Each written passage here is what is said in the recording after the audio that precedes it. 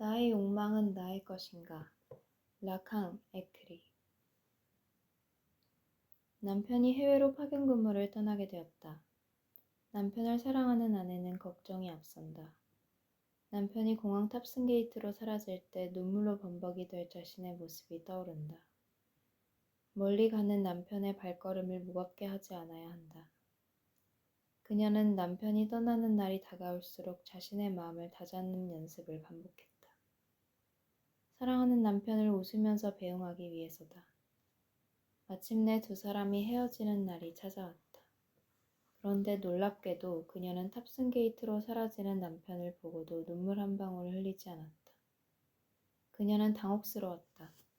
남편에 대한 그녀의 사랑이 조금씩 옅어져 이제는 거의 사라졌던 것이다.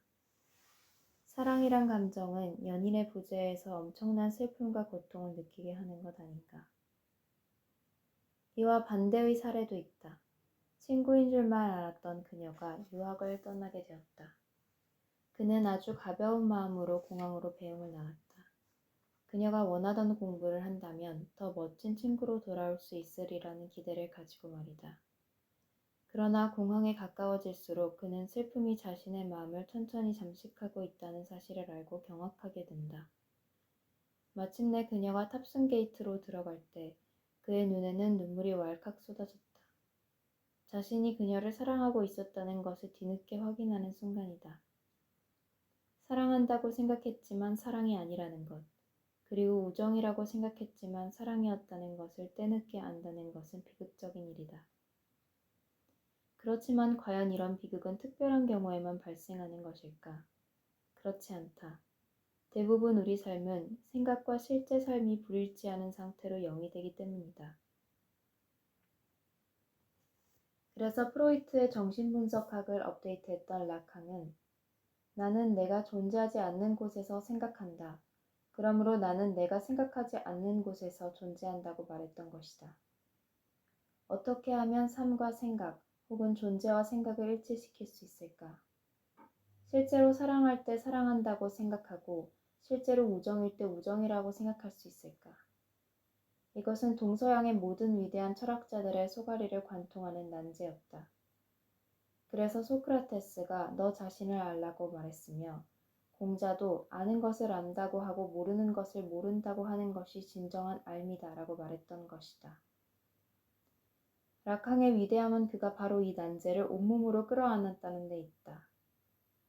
생각과 존재 사이의 불일치를 해명하려고 노력한 끝에 마침내 라캉은 인간의 욕망 구조에서 그 해답의 실마리를 듣게 된다.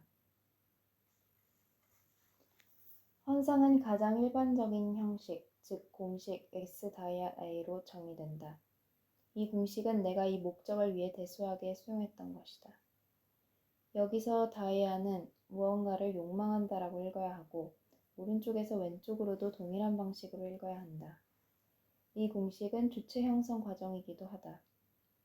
에크리. 난해한 말이지만 천천히 풀어보도록 하자. 우선 라캉은 인간이 금지된 것만을 욕망한다고 생각했다. 그러니까 그에 따르면 우리의 욕망은 금지된 것을 갖고자 하는 것이다. 이것은 금지가 없다면 욕망도 생길 수 없다는 뜻이다. 작은 구멍이 뚫려 있는 어느 공사장 외벽 한켠에 다음과 같은 문구가 써 있다. 들여다보지 마시오. 이 경우 들여다보지 말라고 하니 들여다보지 말아야지 라고 가볍게 돌아서는 사람은 별로 없을 것이다. 비록 들여다보지는 않지만 보고 싶다는 욕망이 우리를 사로잡을 테니까 말이다. 이제 다시 정신분석학의 논의로 돌아가자. 정신분석학에 따르면 인간은 2살 때까지 구강기를 거친다고 한다. 이 시기에 유아는 자신의 입에서 가장 강한 쾌감을 느끼게 된다. 유아가 젖을 먹기 위해서만 엄마의 젖꼭지에 매달리는 것은 아니다. 오히려 유아는 젖꼭지를 물고 빨면서 쾌감을 느낀다. 유아가 인공 젖꼭지를 물고서 행복하게 잠드는 것도 이 때문이다.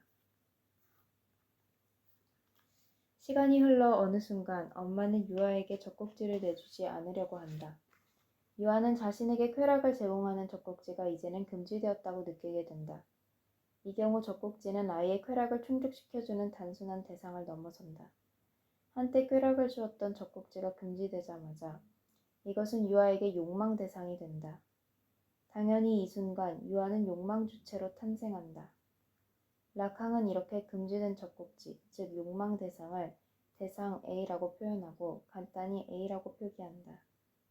반면 금지가 일어났기 때문에 탄생한 욕망 주체를 락항은 S라고 표기한다. 분열을 뜻하는 사선을 주체를 뜻하는 S에 덧붙인 것이다. 이제 락항이 말한 욕망의 공식 혹은 환상의 공식, 즉 S 다이아 A의 의미가 분명해진다. 우리는 금지된 것만을 욕망한다. 금지된 쾌락을 잃어버린 쾌락으로서 영원히 우리를 따라다닌다. 그래서 젖꼭지를 금지당한 유아는 볼펜이나 인형을 입으로 빨거나 자라서는 이성에게 키스를 하려고 하는 것이다. 볼펜이나 인형 혹은 이성의 입술은 금지된 젖꼭지, 즉 대상 A의 아우라를 가지고 있기 때문이다. 이처럼 우리가 현재 욕망하는 것은 과거 부모나 사회로부터 금지된 쾌락 대상의 아우라를 가진 것뿐이다. 현재 작동하는 우리의 욕망은 모두 과거 금지의 흔적을 가지고 있다는 것. 이것이 바로 락항이 인간에 대해 내린 결론이다. 그러니까 지금 애인의 입술을 키스하고 싶다고 해도 그것은 단지 유년 시절 금지된 쾌락 대상으로서 젖꼭지를 그리워하는 것에 불과한 것이다. 락항이 우리에게는 생각과 삶의 불일치가 존재한다고 말했던 것도 이런 이유에서다. 머릿속에서는 애인을 사랑해서 키스를 하고 있다고 생각하지만 실제로는 젖꼭지에 대한 잃어버린 쾌락을 절망스럽게 회복하려 움직이고 있기 때문이다. 결국 생각과 존재의 불일치를 극복하기 위해서 우리는 과거 자신의 의지와 무관하게 자신에게 각인된 금지를 극복해야만 한다. 그래서 락항은 정신분석학의 사명을 다음과 같이 이야기했다. 세상에 태어날 때 주체는 타자로부터 욕망되는 자로서건 아니면 욕망되지 않는 자로서건 간에 타자의 욕망의 대상으로 존재한다. 자신이 욕망하는 것이 진실로 자신이 소망하는 것인지 혹은 소망하지 않는 것인지를 알기 위해서 주체는 다시 태어날 수 있어야만 한다. 정신분석의 방법을 고안함으로써 프로이트가 밝힌 진리의 본성은 바로 이런 것이었다. 에크리. 여기서 타자는 부모나 혹은 그에 상응하는 인물을 가리킨다. 개인적 이유에서든 사회적 이유에서든 부모는 젖꼭지를 더 이상 탐하지 않는 아이를 욕망하거나 같은 말이지만 젖꼭지를 탐하는 아이를 욕망하지 않는다. 이것이 바로 금지이며 이를 통해 우리는 특정한 아우라를 지니는 것만을 욕망하는 주체로 탄생한 것이다. 그래서 우리의 욕망에는 타자의 욕망이 깊이 개입되어 있을 수밖에 없다. 이것을 극복하지 않으면 우리는 항상 분열된 주체로 살아갈 수밖에 없다. 그래서 락항은 우리에게 다음과 같이 묻는다. 당신이 욕망하는 것이 진실로 당신이 소망하는 것인가? 지금 내가 욕망한다고 생각하는 것이 사실은 과거 타자가 욕망했던 것, 혹은 금지일 수 있기 때문이다. 바로 이런 불일치를 극복했을 때 우리는 사랑이라고 생각했던 것이 사실 사랑이 아니었으며 혹은 우정이라고 생각했던 것이 사실 사랑이었다는 때늦은 후회로부터 자유로울 수 있지 않을까.